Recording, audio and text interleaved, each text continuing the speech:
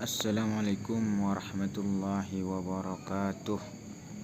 Kembali lagi di channel saya. Kali ini kita akan membahas tentang keajaiban hati dengan topik rahasia keajaiban hati. Bagi teman-teman saudara-saudari yang belum subscribe, like dan komen, silahkan di subscribe, like dan komen terlebih dahulu. Biar tidak berlama-lama, langsung saja kita masuk pada topik rahasia keajaiban hati. Sahabat sekalian, ketahuilah bahwa sesungguhnya manusia itu siap untuk mengenal Allah dengan hatinya, bukan dengan anggota-anggota tubuh yang lain. Maka hatilah yang mengenal Allah, dan hati pula yang mendekatkan diri kepadanya. Hati yang beramal untuknya, hati yang berusaha menuju kepadanya, dan hati pula yang menyingkapkan tabir penghalang terhadap sesuatu yang ada pada sisinya. Sedangkan anggota-anggota tubuh yang lain hanyalah menjadi pengikut atau pengiring, pelayan, dan sebagai alat-alat penghidmatan kepadanya. Dan hati mempergunakan anggota-anggota itu seperti raja mempergunakan hamba sahaya, dan laksana gembala mempergunakan ternaknya, dan seperti tukang atau pengrajin mempergunakan perkakasnya. Hati di sisi Allah apabila ia selamat dan bersih dari selain Allah, dan ia terdinding dari Allah. Apabila ia tenggelam dalam selain Allah, hatilah yang dituntut, hatilah yang diajak bicara, hatilah yang dimurkai, dan hati pula lah yang merasakan bahagia dekat dengan Allah. Maka beruntunglah manusia apabila ia dapat membersihkan hatinya, dan hati itu pula mengalahkan dan mencelakakannya apabila mengotori dan menodainya. Pada hakikatnya, hatilah yang taat kepada Allah, sedang ibadat yang dilakukan anggota-anggota badan adalah cahayanya. Hati pula yang durhaka dan melawan Allah, sedangkan kejahatan yang dilakukannya yang mengalir ke seluruh anggota badan adalah merupakan bekas-bekasnya. Dengan gelap dan terangnya hati, nyatalah kebaikan dan kejahatan lahiriah, karena setiap bejana membayangkan apa yang ada di dalamnya.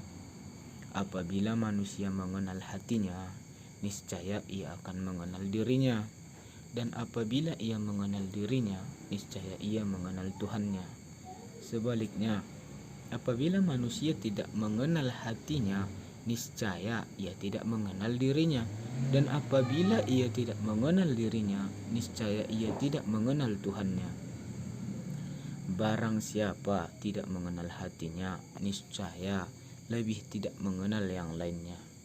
Karena kebanyakan makhluk tidak mengenal hati dan diri mereka, atau dibatasi antara hati dan diri mereka.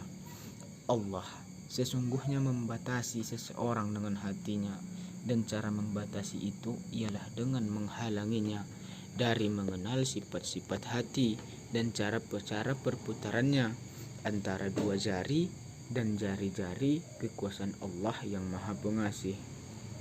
Dan hati itu kadang menurun ke bawah sejauh-jauhnya, merendah ke ufuk setan-setan, dan kadang-kadang meninggi naik ke atas puncak ketinggian, meningkat ke alam malaikat yang dekat dengan Allah. Orang-orang yang tidak mengenal hatinya sendiri untuk diteliti dan dijaga, serta digunakan untuk mengintip sesuatu dan perbendaharaan alam malakut atau abstrak, ia termasuk dalam apa yang dimaksud firman Allah surat Al-Hasyr 19. Artinya, Dan janganlah kamu seperti orang-orang yang lupa kepada Allah, lalu Allah menjadikan mereka lupa kepada diri mereka sendiri. Mereka itulah orang-orang yang fasik. Nah, sahabat sekalian, mengenal hati itu dan segala seluk-beluknya sangat perlu bagi kita dan merupakan awal atau dasar ma'rifah kita kepada Allah, serta merupakan pokok pangkal agama. Saya percaya bahwa keyakinan yang kita miliki sekarang pada dasarnya masih semu, kabur, atau samar-samar, karena kan adanya kabut yang menutupi diri kita untuk melihat hakikat kebenaran yang sebenarnya. Sehingga hal inilah yang membuat kita tidak bersungguh-sungguh dalam agama, beramal, dan menjalankan perintah Allah. Sebab bagaimana mungkin timbul rasa sayang kita kepada Allah dan agamanya tanpa saling mengenal terlebih dahulu.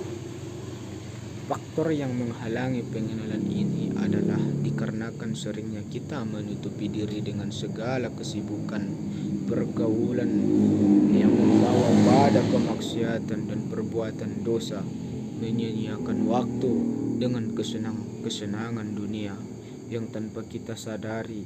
Karena itu semua kita telah lalai dari hakikat keberadaan kita yang sebenarnya, yang diberikan amanah oleh Allah untuk mengenalnya. Kita tidak mempunyai rasa sensitif terhadap jeritan hati, bahkan mengabaikannya karena lebih mementingkan kesenangan dunia semata. Padahal hati itu menginginkan kasih sayang, perhatian, dan cintanya Allah. Pendengaran kita tertutup terhadap bisikan kebenaran, maka kita buta terhadap tanda-tanda kekuasaannya, dan kita tidak dapat melihat keberadaannya dari itu semua. Sementara Allah tidak pernah tidur untuk memperhatikan kita. Kasih sayangnya selalu ada untuk kita, memberikan segala sesuatunya pada kehidupan ini.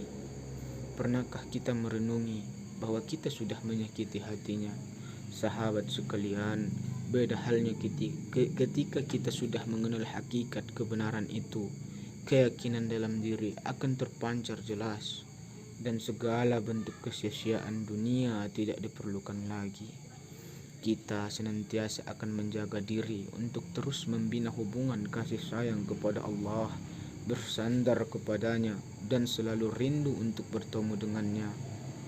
Sahabat sekalian, pengenalan diri kepada Allah adalah sebuah kemenangan yang patut dibanggakan. Apabila kita mencapainya di dunia ini dan merupakan simpanan kita untuk akhirat nanti, maka bukalah pintu hati itu untuk menerima tanda-tandanya dan lapangkanlah dadamu. Sesungguhnya bila kita rindu kepadanya, maka dia lebih rindu lagi kepada kita. Jadi mari memulainya dengan mengenal hati itu. Nah sahabat, yang ingin mencari cinta inilah cinta yang sesungguhnya, kekal dan abadi. Jika kita berusaha mempertahankannya, bangkitlah hai remaja muslim dari kesia-siaanmu itu. Sesungguhnya Rabbmu sedang menunggumu. Mari bersama berdoa semoga kita selalu diberi kemudahan dalam jalan ini.